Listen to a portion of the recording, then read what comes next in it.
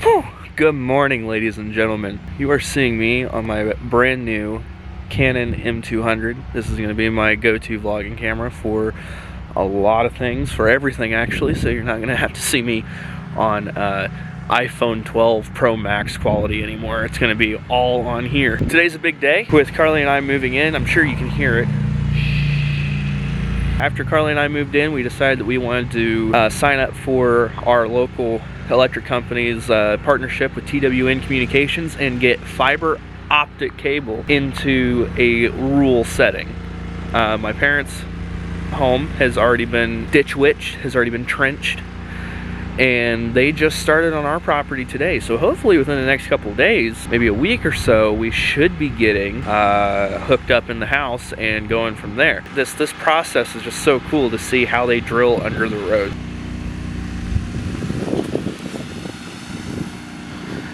They've got that drills under the road, and then he's marking it out. He is marking it out as it drills under the road. I just think that's so cool. He killed it.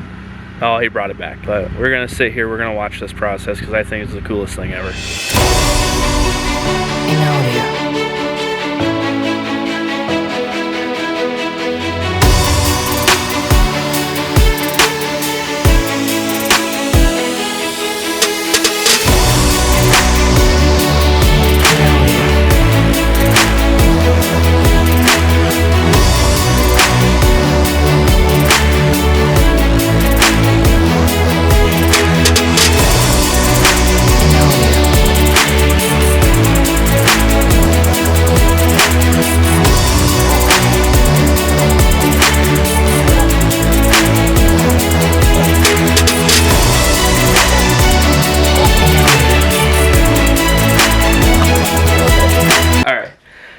Pretty cool group of guys going on out there. They did a really good job. Not too bad on the ditch witch or anything like that. It was pretty good. Gave them some nice refreshments. Got that Propel, got that Bush. Not to drink on duty, guys. He gave some information saying not supposed to say when you're gonna have your house hooked up, but looking at 1 to 2 weeks. Hope we're on the lesser end of that, just because, you know, I really appreciate if we could stop running off of the little Wi-Fi puck. My hair is going crazy right now. But we got a little AT&T Nighthawk M6 Pro, which is absolutely garbage. But nice little update. I'm excited. Dealing with AT&T before we get our fiber internet to our house. We have been going with AT&T with the Netgear M6 Pro. I have experience with Netgear. We've been having issues with it. So for the past like 2 weeks, I've been fighting with AT&T on Twitter, trying to get in contact saying, hey, you guys can't be advertising what this device can do when the device cannot like handle it. So I finally get on a call with an AT&T tech. This is what their call centers sound like. Are you still there? Yes, sir. I'm still here. Okay. I'm still waiting for the email in both the business account and my personal email account, and I still haven't received it yet. Okay. And you might want to check your text messages also. I will. I'm looking at my phone for any texts on there. I don't see any on there. Let me check the messages on the AT&T device itself, or on the Netgear device. Messages. Yeah, I have not had any. I don't have any messages on either of those. Okay, just give me a second. What I'm gonna do is I'm just gonna accept the term and condition on your behalf. Okay. But I do have to get my manager to actually approve it. Okay. So if you give me, she's over there. Okay. All right, give me 1 second. Okay. So I have been on the phone with them for, what is that? 49 minutes, and we have barely made any progress with what's going on. They're going to end up sending me a replacement. That's what the terms and conditions was. They're going to send me a replacement device to see if it fixes the issues that we've been having. But the manager, I'm hoping it happens again. The manager came in and was just like, everybody wake up, everybody wake up. I ain't taking none of this. You could hear it all in the background, and I'm just like, oh my god. AT&T, your call centers need to be more professional than this. Like, this is kind of embarrassing. Let's see where this goes. Alright, we're working on 54 minutes now. Yes, I'm here. Yes, sir. Let me see. I believe I sent it.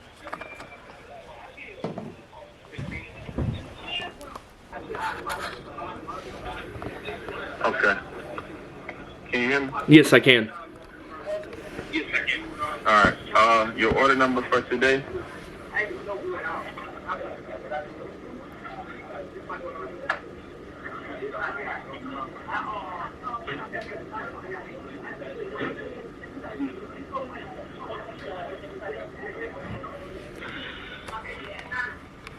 Your order number is O as in Oscar, R as in Richard, L as in Larry. Okay.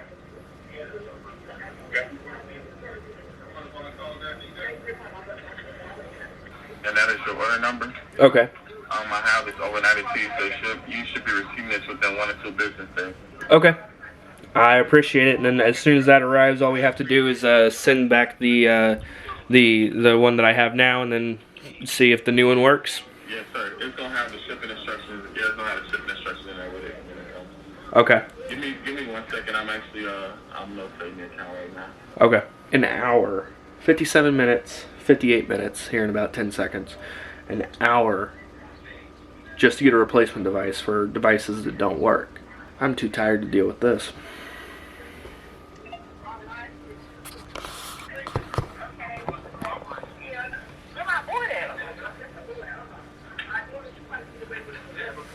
Alright.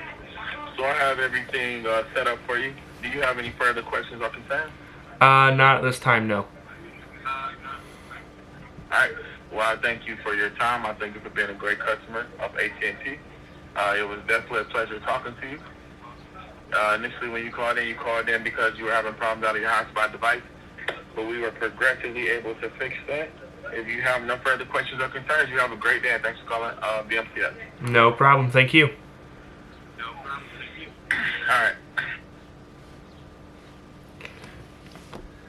The issue that we've been having, now we know we're getting a new device that's probably going to have the exact same issues. The problems we've been having with these devices, or the Netgear M6 Pro, Nighthawk M6 Pro, is it will connect to the AT&T network. It will connect to it just fine. The issue has become, I could have between a day to 2 weeks of perfectly normal device operation, but randomly you will click on the device to like check to see what battery level is or whatever, check a connection, and the screen will just start flashing. Actually, I'm gonna grab it. So this is the M6 Pro. Right there. Okay. M6 Pro. It's a pretty decent, the back's off of it because I had to give a SIM card number. Overall, it is a pretty decent device. I mean, 5G, even when my phone doesn't get 5G, this ends up getting 5G. It has a power button on the very top right here, and it's a touch screen.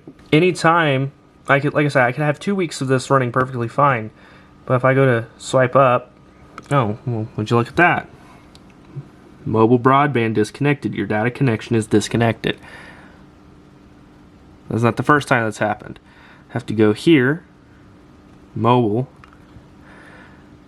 domestic data, make sure that's on, international roaming off, status disconnected.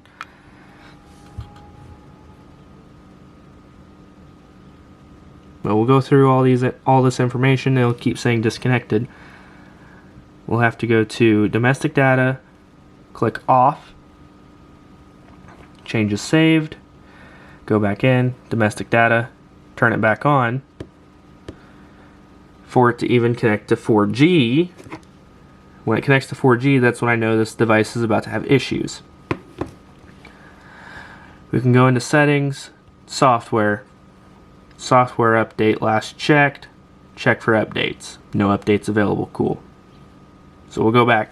The issue, see, like now, it literally just switched over to 5G, okay? But the issue that we've been having is, oh, it just switched back to 4G. I will click this top button and this screen will start flashing. It will start strobing. It will do everything except operate normally. So I took a video of it and tagged AT&T on Twitter and said, look, this is unacceptable.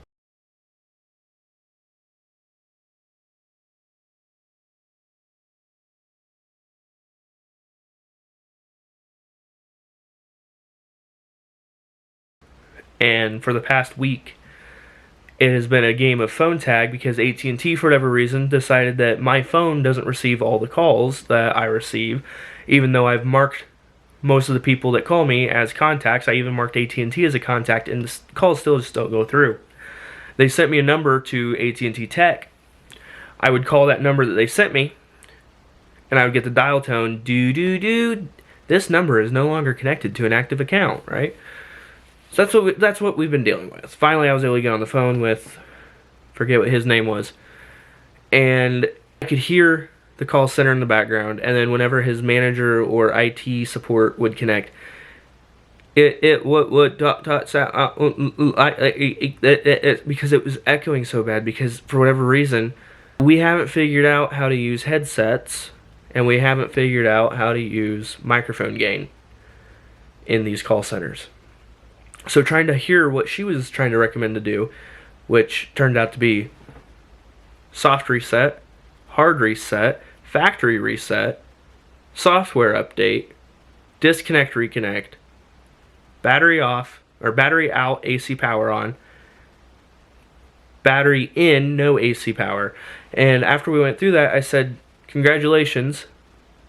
That is the third time I've gone through those steps, just reading what you're supposed to do off of the Netgear, off the Netgear forums, which is what Netgear recommends to do with any of their devices, is go through the community forums to see if others have been having the same issues you are experiencing and if they have found fixes for it. I went through that process 3 times total, and it still is a buggy piece of plastic. So that's why I'm happy TWN strung fiber today to our house, and we're going to have to deal with this for another week and a half, maybe 2 weeks before we're on a fiber connection.